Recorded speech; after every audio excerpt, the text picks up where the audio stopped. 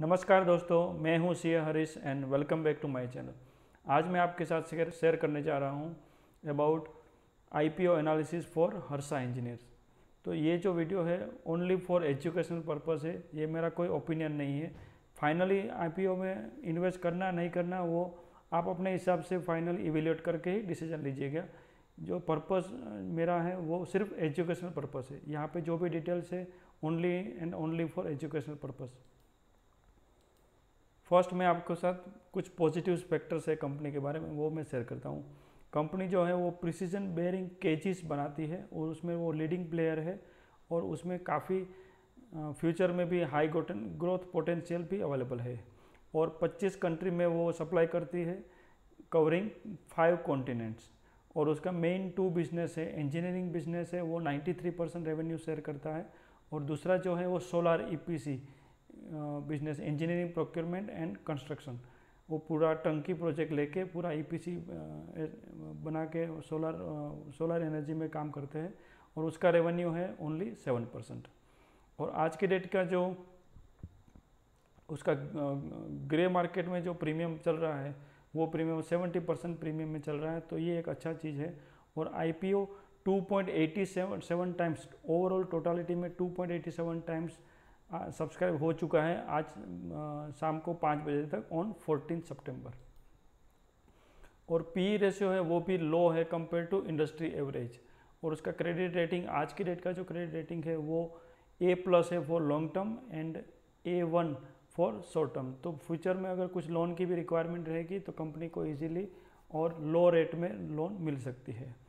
और उनका काफ़ी अच्छा, क्योंकि 35 इयर्स का एक्सपीरियंस है, तो long standing terms with its client customers and clients, तो वो एक अच्छी चीज़ है। उन्होंने काफ़ी अच्छा रिलेशनशिप मेंटेन कर रखा है अपने कस्टमर्स और अपने क्लाइंट के साथ। और ये जो बिज़नेस है, इंजीनियरिंग बिजनेस है, उसमें एंट्री बैरियर्स काफ़ी लगती है क्योंकि उसमें टेक्नोलॉजी का काफ़ी लगता है और प्लस इन्वेस्टमेंट भी काफ़ी लगता है, तो entry barriers is very high. तो ये बिज़नेस में कंपटीशन अभी भी कम है और आगे भी कम ही रह सकती है, तो ये एक अच्छा पॉजिटिव फैक्टर है। एंड रिन्यूएबल सेक्टर में भी वो डील करता है, हालांकि उसका रेवेन्यू शेयर अभी 7% ही है। अगर फ्यूचर में वो ग्रोथ उसमें कर सकते हैं तो आगे रिन्यूएबल सेक्टर में तो काफ़ी फ्यूचर भी अच्छा ग्रोथ मिल सकता है कंपनी को। और कंपनी का फाइनेंशियल डिटेल्स अगर चेक करें तो रेवेन्यू में भी काफ़ी ग्रोथ है।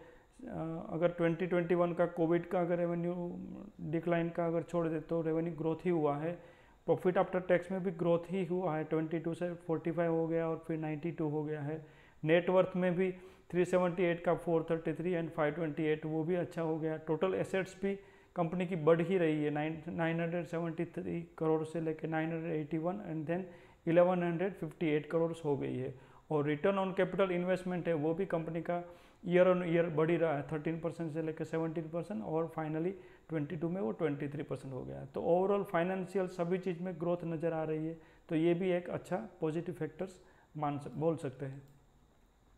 और नेगेटिव फैक्टर्स है उसमें एक चीज़ है कि कंपनी अपने आईपीओ अगर मैं आगे डिटेल शेयर करूँगा उसमें पता चल जाएगा, प्रोमोटर्स का ऑफर फॉर सेल भी है यहाँ पे। तो प्रोमोटर्स का जो होल्डिंग रहेगा वो यहाँ पे रिड्यूस हो रहा है, वो लोग अपने खुद का होल्डिंग कम कर रहे हैं।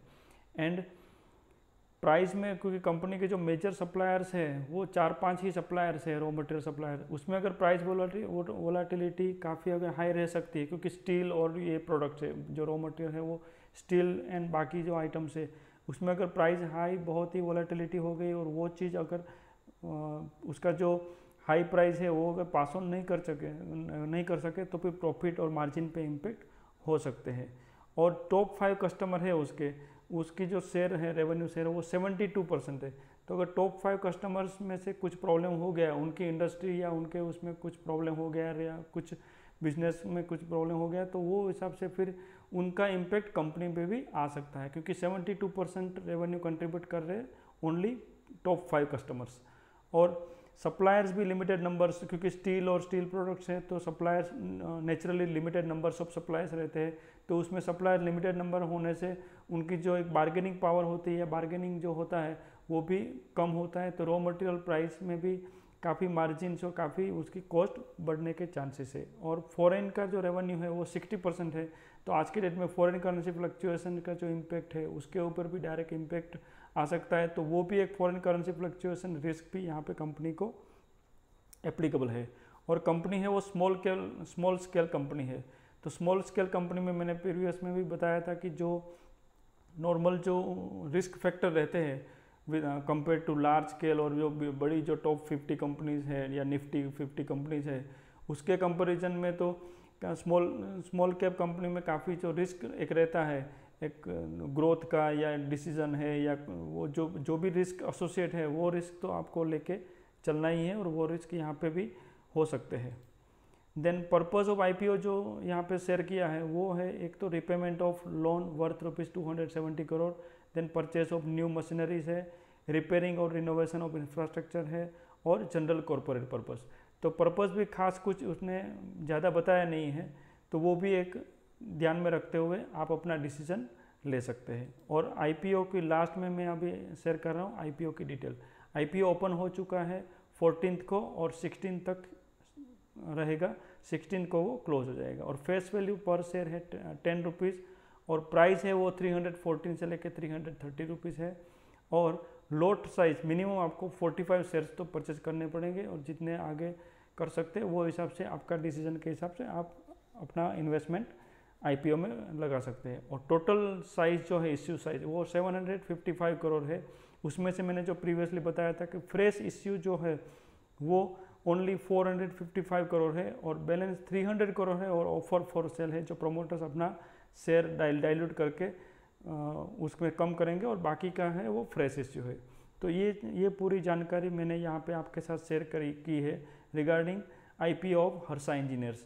तो ये मैं आशा करता हूँ कि ये वीडियो आपको ज़रूर यूज़फुल और काफ़ी हेल्पफुल लगा होगा। तो ये वीडियो को ज़रूर लाइक और शेयर कर लीजिएगा और मेरे चैनल को भी सब्सक्राइब कर लीजिएगा for getting financial and other investment tips regularly. Thank you and